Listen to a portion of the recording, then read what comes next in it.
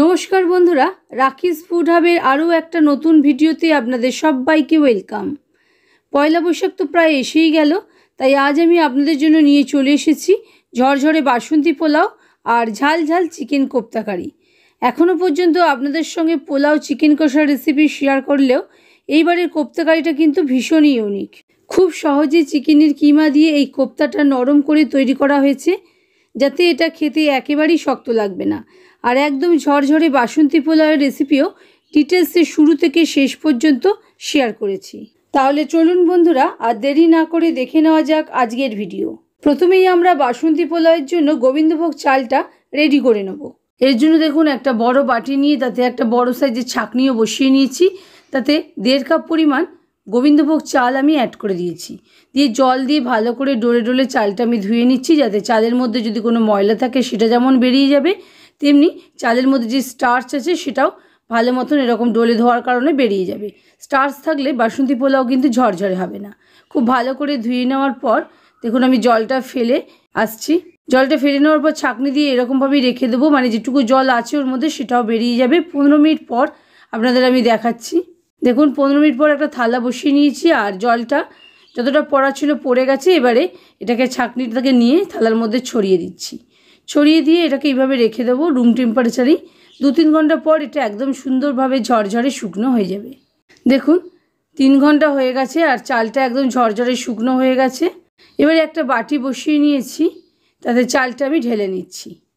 এবার এই চালের মধ্যে আমি 1 চামচ পরিমাণ নুন, 1/4 চামচ পরিমাণ গোলমরিচের গুঁড়ো, 1/4 চামচ পরিমাণ হলুদ গুঁড়ো, 1 টেবিল চামচ পরিমাণ ঘি অ্যাড করে দিয়েছি, আর 1 চামচ পরিমাণ গ্রেটেড আদাও অ্যাড করে দিয়েছি। দিয়ে সবটা ভালো করে মিশিয়ে নিচ্ছি। আমি প্রথমেই সব হলুদটা অ্যাড করিনি। ভালো করে মেখে নেওয়ার পর যদি প্রয়োজন মনে হয় তাহলে হলুদ অ্যাড করব, সেটাই আপনারাও করে নেবেন। তাহলে কী হবে, হলুদ বেশি হওয়ার কোনো সম্ভাবনা থাকবে না। এরকমভাবে মেখে নেওয়ার পর দেখুন মনে হচ্ছে হলুদ আরও অল্প একটু হলে ভালো হয়, সেজন্য আরও 1/4 চামচ মতো হলুদ আমি অ্যাড করে দিলাম। মানে টোটাল আমি 1.5 কাপ পরিমাণ চালের জন্য 1/2 চামচ পরিমাণ হলুদের ব্যবহার করলাম। এবারে দেখুন ভালো করে সবটা হাত দিয়ে ডলে ডলে মেখে নিয়ে এটাকে রেখে দেবো 2 ঘন্টার জন্য। এবারে একটা গ্রাইন্ডিং জার নিয়ে নিয়েছি, তাতে চিকেনের ব্রেস্ট পিস এরকম টুকরো টুকরো করে কেটে নিয়ে ভালো করে জল ঝরিয়ে ধুয়ে আমি নিয়ে নিয়েছি। এবার এটাকে আমি পালস মোডে 1-2 বার চালিয়ে নিয়েছি, মানে খুব বেশি মিহি পেস্ট করব না, হালকা হালকা চাঙ্ক পিস থাকবে এইরকমভাবে ঘুরিয়ে নিয়েছি। নিয়ে এবার এটাকে একটা ডিশের মধ্যে ঢেলে নিচ্ছি। এর মধ্যে একটা মিডিয়াম সাইজের পেঁয়াজ ফাইনলি চপ করে অ্যাড করে দিয়েছি, 6-7টা রসুনের কোয়া ফাইনলি চপ করে, 1 ইঞ্চি পরিমাণ আদা ফাইনলি চপ করে, আর 4-5টা কাঁচা লঙ্কা সেটাও খুব ফাইনলি চপ করে অ্যাড করে দিয়েছি। বেশ কিছুটা ধনেপাতা কুচি দিয়েছি, 1/4 চামচ মতো গোলমরিচের গুঁড়ো, 1/4 চামচ মতো ধনে গুঁড়ো, 1/4 চামচ মতো জিরে গুঁড়ো, 1/2 চামচ মতো লাল লঙ্কা গুঁড়ো, 1/2 চামচ মতো বিট নুন, 1/4 চামচ মতো গরম মশলা গুঁড়ো, আর একটা মুরগির ডিমের সাদা অংশটা খালি আমি এর মধ্যে অ্যাড করে দিচ্ছি। আপনার যদি চিকেনের পরিমাণ বেশি হয় তাহলে গোটা ডিমটাও ব্যবহার করতে পারেন। এবারে সবটা ভালো করে হাত দিয়ে স্ম্যাশ করে করে মেখে নিচ্ছি। এটা 2-3 মিনিট ধরে ভালো করে মেখে নিতে হবে। দেখুন মেখে নেওয়া আমার হয়ে গেছে। এবারে আমরা এর মধ্যে কর্নফ্লাওয়ার অ্যাড করব। কর্নফ্লাওয়ারও একেবারে বেশি অ্যাড করব না। প্রথমে 2 টেবিল চামচ পরিমাণ কর্নফ্লাওয়ার আমি নিয়ে নিয়েছি, তার থেকে 1 টেবিল চামচ পরিমাণ আমি কর্নফ্লাওয়ার অ্যাড করে ভালো করে মেখে নিচ্ছি। নিয়ে দেখে নিচ্ছি, প্রয়োজন হলে আমরা কর্নফ্লাওয়ার অ্যাড করব। আমি এই কোপ্তাতে ডিম দিয়েছি, সেই জন্য কোপ্তাগুলো নরম হবে। তবে আপনারা যদি ডিম দিতে একান্তই না চান সেক্ষেত্রে 1 টেবিল চামচ পরিমাণ ঘি অ্যাড করে নেবেন, তাহলেও কিন্তু কোপ্তার মধ্যে ময়েশ্চার থাকবে আর নরমও হবে। দেখুন ভালো করে মেখে নিচ্ছি। আরও একটু কর্নফ্লাওয়ার হলে ভালো হয়, সেজন্য আরও 1 চামচ পরিমাণ কর্নফ্লাওয়ার আছে সেটাও আমি অ্যাড করে দিচ্ছি। দিয়ে ভালো করে মেখে নিচ্ছি।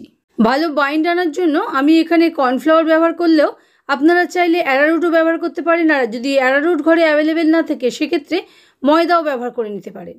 দেখুন ভালো করে মাখা আমার হয়ে গেছে। এবারে ভালো করে হাতটা পরিষ্কার করে হাত ধুয়ে আমি চলে এসেছি। হাতে একটু অল্প করে তেল মাখিয়ে নিয়েছি, যাতে কোপ্তাগুলো বানাতে সুবিধা হবে। এবারে অল্প কিছুটা পোর্শন আমি নিয়েছি, নিয়ে হাতে নিয়ে এরকমভাবে গোল করে একদম স্মুথ করে মন্ড বানিয়ে নিয়েছি। দেখুন ওপরটা এরকমভাবে স্মুথ করে সবগুলো আমি বানিয়ে নিয়ে চলে এসেছি। আমার টোটাল 12টা কোপ্তা তৈরি হয়েছে। এবারে কোপ্তাগুলো ভেজে নেওয়ার পালা। এর জন্য আমি কড়াতে ভালো করে তেল গরম করে নিয়েছি।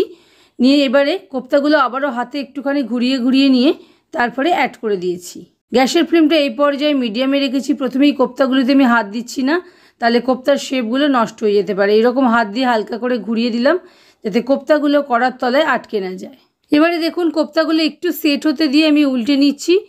সব কোপ্তাগুলো এরকমভাবে উল্টে পাল্টে একদম লালচে করে ভেজে নিতে হবে। গ্যাসের ফ্লেম বাড়াবেন না, তাহলে কোপ্তাগুলো ওপর ওপর ভাজা হয়ে যাবে, ভেতর থেকে রান্না হবে না। দেখুন এইরকম উল্টে পাল্টে ভেজে নিচ্ছি। আর কোপ্তাগুলো যে ভালো মতো ভাজা হয়েছে সেটা বুঝতে পারবেন, এখন দেখতে পাবেন যে কোপ্তাগুলোর সাইজে অনেকটা বড় হয়ে গেছে। দেখুন এখন ভালো করে কোপ্তাগুলো আগের থেকে সাইজে কিছুটা বড় মনে হচ্ছে। এই রকম হলেই বুঝবেন যে কোপ্তাগুলো ভেতর পর্যন্ত রান্না হয়েছে। এইভাবে সমানেই উল্টে পাল্টে করে নিচ্ছি যাতে সব দিকগুলো সমানভাবে ভাজা হয়। আপনারা যদি বেশি তেলে ভাজেন তাহলে এটা করার প্রয়োজন নেই, কিন্তু যেহেতু আমি কম তেলে ভাজছি সেই জন্য এরকমভাবে উল্টে পাল্টে তুলে নিলাম। এবারে দেখুন ছাকনার সাহায্যে ছেঁকে আমি তুলে নিচ্ছি কোপ্তাগুলো। দেখুন এর থেকে কিছুটা তেল আমি কমিয়ে নিয়েছি। কমিয়ে নেওয়ার পরে এই তেলের মধ্যেই 1 চামচ মতো ঘি আমি অ্যাড করে দিয়েছি। ঘিটা অ্যাড করে ভালো করে ঘিটা মেল্ট হওয়ার জন্য একটু নেড়ে মিশিয়ে নিয়েছি। এবারে এর মধ্যে একটা দারচিনির টুকরো, 3টে ছোটো এলাচ ফাটিয়ে, একটা বড় এলাচ ফাটিয়ে, 1 চামচ পরিমাণ গোটা জিরে আর একটা তেজপাতা ছিঁড়ে অ্যাড করে দিয়েছি। এই পর্যায়ে গ্যাসের ফ্লেমটা আমি লোতে রেখেছি। লো ফ্লেমে ফোড়নটা একটু ভাজা ভাজা করে নিয়ে 3টে বড় সাইজের পেঁয়াজ আমি হ্যান্ড চপারে চপ করে অ্যাড করে দিয়েছি। হ্যান্ড চপারে চপ করবেন তাহলে খুব ফাইন চপও হয় আর খুব তাড়াতাড়ি রান্নাটাও হয়ে যাবে, আর পেঁয়াজটা খুব তাড়াতাড়ি ভাজা ভাজা হয়ে যাবে, কালার এসে যাবে। গ্যাসের ফ্লেমটা মিডিয়ামে রেখে সমানই নাড়াচাড়া করে নিচ্ছি যাতে পেঁয়াজটা খুব তাড়াতাড়ি ভাজা ভাজা হয়ে যায়। দেখুন পেঁয়াজের কালার আসা শুরু হয়ে গেছে, দেখেই বুঝতে পারছেন। যেহেতু গ্যাসের ফ্লেমটা মিডিয়ামে রেখেছি সেই জন্য সমানই নাড়াচাড়া করে নিচ্ছি। এবারে এর মধ্যে 1 চামচ পরিমাণ রসুন থেতো আর 1 চামচ পরিমাণ গ্রেটেড আদা অ্যাড করে দিয়েছি। দিয়ে সেটাও পেঁয়াজের সঙ্গে খুব ভালো করে ভাজা ভাজা করে নিচ্ছি যাতে পেঁয়াজ, আদা, রসুনের কোনো কিছুরই কাঁচা গন্ধ না থাকে আর সবগুলোই খুব ভালো মতো লাল করে ভাজা হয়, তাহলে গ্রেভিতে এগুলো খুব সুন্দর মিশিয়েও যাবে। দেখুন ভালো মতন ভাজা ভাজা হয়ে গেছে। এই পর্যায়ে গ্যাসের ফ্লেমটা লোতে করে দিয়ে 1/2 চামচ হলুদ গুঁড়ো, 1/2 চামচ পরিমাণ জিরে গুঁড়ো, 1/2 চামচ লাল লঙ্কা গুঁড়ো, 1/2 চামচ পরিমাণ ধনে গুঁড়ো আর 1 চামচ পরিমাণ কাশ্মীরি লঙ্কার গুঁড়ো অ্যাড করে দিয়েছি। দিয়ে সবটা আবারও পেঁয়াজ, আদা, রসুনের সঙ্গে সমানই নাড়াচাড়া করে কষিয়ে নিচ্ছি।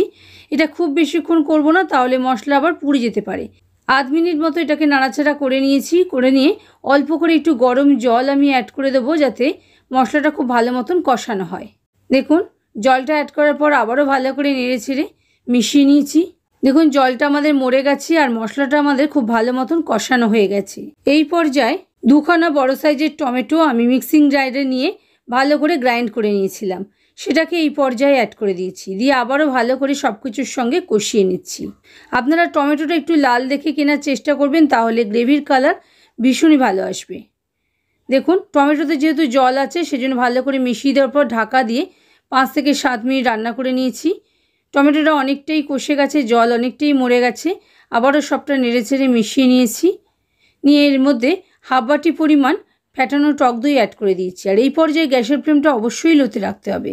লো ফ্লেমে দইটা ভালো করে সমস্ত মশলার সঙ্গে মিশিয়ে নিয়ে কষিয়ে নিচ্ছি। দেখুন এরকমভাবে ভালো করে মিশিয়ে নিয়েছি। এবারে 1 চামচ পরিমাণ আমি নুন অ্যাড করে দিলাম, সেটাও ভালো করে মশলার সঙ্গে মিশিয়ে নিচ্ছি। আপনারা আপনাদের টেস্টের অ্যাকর্ডিং নুন অ্যাড করে নেবেন। এবারে ঢাকা দিয়ে সিম আছে আরও 5 থেকে 7 মিনিট রান্না করার পর দেখুন কালারটাও চেঞ্জ হয়ে গেছে আর মশলাটা পুরো কষে গেছে আর ওপরে তেল ভেসে উঠেছে। এইরকম টেক্সচারেরই গ্রেভি বানিয়ে নিতে হবে। এরপরে 1/2 কাপ পরিমাণ গরম জল আমি অ্যাড করে দিয়েছি। দিয়ে আবারও সবটা মিশিয়ে নিয়েছি যাতে মশলাটা আমাদের আরও ভালো মতন কষানো হয় জলের মধ্যে। সেই জন্য মশলাটা কষানোর পর এরকম জল দিয়ে আবারও একটুক্ষণ কষিয়ে নেব। 2খানা কাঁচা লঙ্কা স্লিট করে অ্যাড করে দিয়ে ঢাকা দিয়ে আরও 5 থেকে 7 মিনিট রান্না করে নিয়েছি। দেখুন জলটা আমাদের অনেকটাই মরে গেছে। এই পর্যায়ে আমরা কোপ্তাগুলো অ্যাড করে দেবো। দিয়ে আবারও কোপ্তা দেওয়ার পর আরও কিছুক্ষণ এরকমভাবে ঢাকা চাপা দিয়ে রান্না করে নেবো যাতে কোপ্তার মধ্যেও মশলার পুরো ফ্লেভারটা আসতে পারে। কোপ্তাগুলো ভালো করে মশলায় কোট করে নিচ্ছি। এরকম উল্টে পাল্টে কোট করে দিয়ে সিম আছে ঢাকা চাপা দিয়ে আরও 5 মিনিট মতো রান্না করে নেবো যাতে কোপ্তার মধ্যে গ্রেভিটা ঢুকে কোপ্তাটাকেও কিছুটা নরম করে দেয় আর কোপ্তার মধ্যে গ্রেভির ফ্লেভারও আসে। দেখুন আরও 7 মিনিট হয়ে গেছে আর মশলাটা কষেও গেছে আর অনেকটা কমে গেছে আর কোপ্তাগুলোও অনেকটাই মশলা সোক করে নিয়েছি। এই পর্যায়ে আরও 1/2 কাপ পরিমাণ জল অ্যাড করে দিলাম। আর বেশি জল ব্যবহার করছি না, যেহেতু কোপ্তা কারি একটু ঘন ঘনই ভালো হয় আর কোপ্তাগুলো আমাদের আগেও খানিকক্ষণ হয়েছে সেদ্ধ, সেই কারণে আর জল বেশি দিলাম না। তবে আপনারা যদি চান সেক্ষেত্রে আরও একটু জল অ্যাড করতেই পারেন। ঢাকা দিয়ে আরও 5 থেকে 10 মিনিট রান্না করে নেওয়ার পর ওপর থেকে ফ্রেশ ক্রিম ছড়িয়ে দিচ্ছি। আপনারা যদি ফ্রেশ ক্রিম ঘরে না থাকে সেক্ষেত্রে দুধের উপরে যে মালাই জমে সেটাও অ্যাড করতে পারেন। আর ওপর থেকে বেশ কিছুটা ধনেপাতা কুচি ছড়িয়ে দিলাম। 4-5টা আদা জুলিয়ান করে কেটে সেটাও অ্যাড করে দিয়েছি ফ্রেশ ফ্লেভারের জন্য। দিয়ে সবটা নেড়েচেড়ে মিশিয়ে নিচ্ছি। এই ক্রিম দেওয়ার ফলে গ্রেভিটা আরও বেশি ক্রিমি টেক্সচারের হয়, সেই জন্যই অ্যাড করলাম, নাহলে টেস্টের এমন কিছু ডিফারেন্স হয় না। দেখুন সবটা মিশিয়ে নেওয়ার পর এবারে ড্রাই রোস্টেড কসুরি মেথি ওপর থেকে একটু ছড়িয়ে দিলাম যাতে সমস্ত কিছুর ফ্লেভার একসাথে হয়ে যায়, সেই জন্য ঢাকা দিয়ে আরও 5 মিনিট রান্না করে নেব। সিম আছে ঢাকা দিয়ে আরও 5 মিনিট রান্না করে নিয়েছি। দেখুন চিকেন কোপ্তা কারি আমাদের পুরো রেডি হয়ে গেছে। এবারে ওপরে অল্প করে 1/4 চামচ মতো গরম মশলা গুঁড়ো ছড়িয়ে দিলাম, দিয়ে সবটা মিশিয়ে নিয়েছি। আমাদের চিকেন কোপ্তা কারি একেবারেই রেডি। বাসন্তী পোলাও ছাড়াও এটা কিন্তু রুটি, লুচি, পরোটার সঙ্গে খুবই ভালো লাগবে খেতে। এবারে আমরা এটাকে নামিয়ে নেব। তার আগে দেখুন কীরকম গ্রেভিটা হয়েছে, কতটা সুন্দর হয়েছে। দেখেই বুঝতে পারছেন কোপ্তা কারি কিন্তু দারুণ খেতে হয়েছে। এবারে দেখুন বাসন্তী পোলাওয়ের জন্য জলের মাপটা দেখে নিন। যেহেতু আমি 1.5 কাপ পরিমাণ চাল নিচ্ছি সেই জন্য 3 কাপ পরিমাণ জল নিচ্ছি, মানে চালের ডবল আমি জল নিয়ে নিলাম। এই জলটা আমি ভালো করে গরম করতে বসিয়ে দিয়েছি। এবারে গ্যাস বার্নারের উপর একটা তাওয়া বসিয়ে নিয়ে 2 চামচ মতো ঘিও অ্যাড করে দিয়েছি। দিয়ে গ্যাসের ফ্লেমটা মিডিয়ামে রেখেছি। ঘিটা ভালো মতো মেল্ট হওয়ার পর গ্যাসের ফ্লেমটা একদম সিমে করে দিয়েছি। সিম আছে এবারে এর মধ্যে 2টো দারচিনির টুকরো, 2-3টে ছোটো এলাচ ফাটিয়ে, 3-4টে লবঙ্গ আর একটা তেজপাতা ছিঁড়ে অ্যাড করে দিয়েছি। দিয়ে ফোড়নটা একটুখানি নাড়াচাড়া করে ভাজা ভাজা করে নিচ্ছি যাতে ফোড়ন থেকে সুন্দর গন্ধ বার হয়। এবারে এর মধ্যে বেশ কিছুটা কাজু বাদাম আর কিশমিশ অ্যাড করে দিয়েছি, সেটাও সিম আছে 2 মিনিট মতো নাড়াচাড়া করে ভাজা ভাজা করে নিচ্ছি। এর ফলে কিশমিশ কাজু বাদামে খুব সুন্দর ফ্লেভার আসবে আর খুব একটু ক্রাঞ্চিও হবে, খেতেও ভালো লাগবে।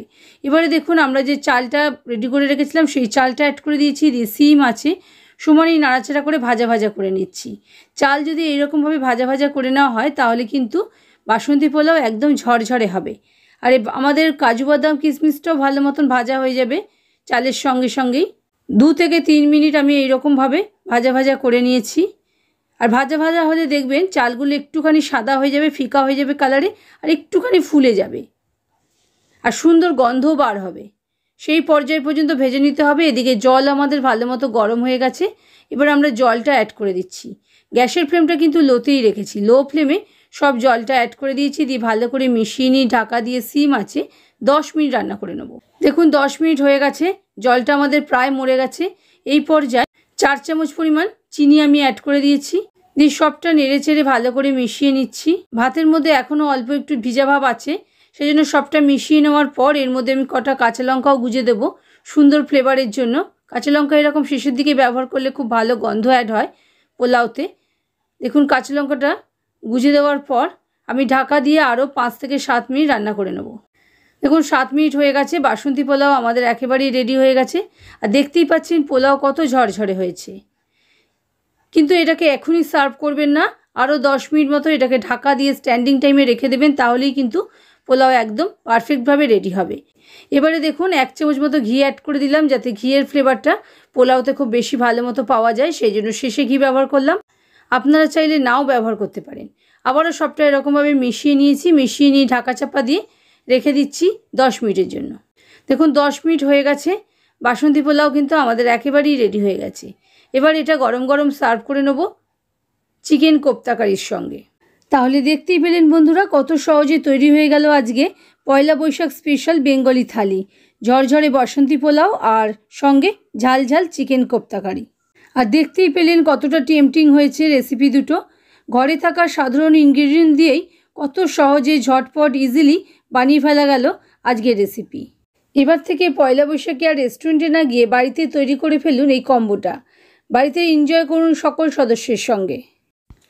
আশা করি আপনাদের সকলেরই এই দুটো রেসিপি খুবই ভালো লাগবে। এখানে আপনাদের জানিয়ে রাখি আমার চ্যানেলে এর আগেও আমি অনেক রকম অথেন্টিক বাঙালি রেসিপি শেয়ার করেছি। আমি সবগুলোর লিঙ্কই ডেসক্রিপশন বক্সে অ্যাড করে দেবো, আপনারা ইচ্ছে হলে দেখতে পারেন। চিকেন কোপ্তা কারি আমার সার্ভ করা হয়ে গেছে। এবার ওপর থেকে কিছুটা ফ্রেশ ক্রিম ছড়িয়ে দিচ্ছি দেখতে ভালো লাগবে বলে, আর অল্প কিছুটা ধনেপাতা কুচিও ছড়িয়ে দেবো। সঙ্গে একটা কাঁচা লঙ্কা স্লাইস করে অ্যাড করে দিচ্ছি আর আদার জুলিয়ানও একটু সাজিয়ে দিচ্ছি। আপনারা আপনাদের ইচ্ছে মতো সাজিয়ে নেবেন। আশা করি বন্ধুরা আমার আজকের রেসিপি আপনাদের ভালো লেগেছে। যদি ভালো লাগে প্লিজ লাইক শেয়ার কমেন্ট করতে ভুলবেন না এবং আপনজন ও প্রিয়জনদের সঙ্গে ভিডিওটা প্রচুর শেয়ার করবেন। আর চ্যানেলে যদি নতুন বন্ধু হয়ে থাকেন তাহলে চ্যানেলটা অবশ্যই সাবস্ক্রাইব করে নিতে ভুলবেন না। ভিডিওটা আপনারা যদি ফেসবুক পেজ থেকে দেখে থাকেন তাহলে পেজটাকে ফলো করে নেওয়ার অনুরোধ রইল। ভালো থাকবেন, সুস্থ থাকবেন। আবারও আসছি নতুন রেসিপি নিয়ে নতুন কোনো ভিডিওতে।